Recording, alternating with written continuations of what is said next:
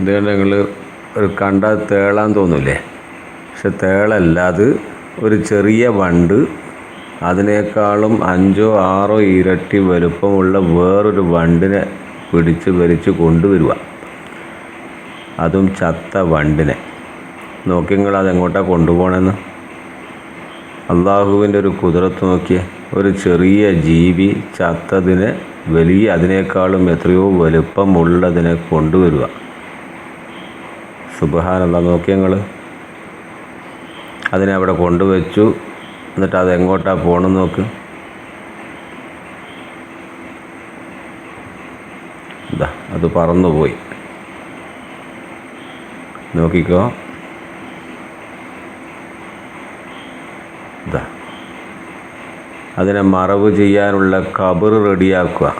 അള്ളാഹുവിൻ്റെ മഹത്തായ ഖുദ്റത്ത്. സുബ്ഹാനല്ലാഹ്. നോക്കി ഞങ്ങൾ സഹജീവിയോടുള്ള കടപ്പാട്, കടമ, അത് നിറവേറ്റാൻ എത്രമാത്രം ദൃഷ്ടാന്തമുണ്ട് ഇതിൽ. അതും നോക്കി അതിൻ്റെ വലുപ്പം നോക്കിയ മറ്റേ വണ്ടിൻ്റെ.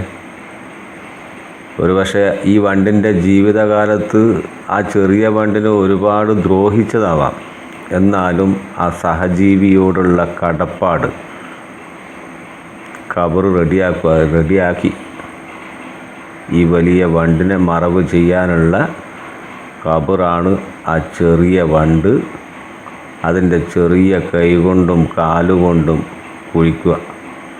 നോക്കി എന്നാ സ്പീഡിലാണ് റെഡിയാക്കുന്നത്. കുഴി റെഡിയാക്കി ഇതാ ഇതിനെ വന്നെടുത്തു.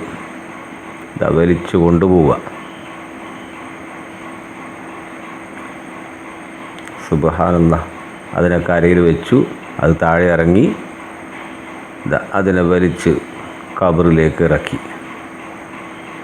ഇതിലൊക്കെ എന്തോരം പാഠമുണ്ടെന്നറിയാം നിങ്ങൾ. ഇതാ അതിനെ വലിച്ച് ആ ഖബറിലേക്ക് വെച്ചു.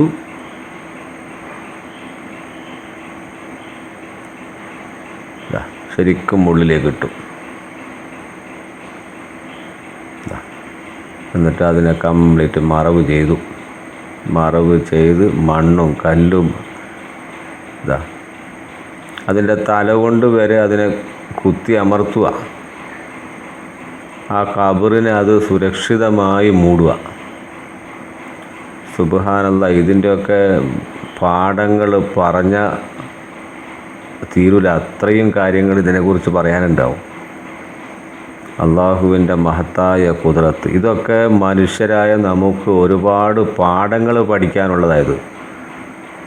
സഹജീവികളോടുള്ള കടപ്പാട്, കടമകൾ കണ്ടോ.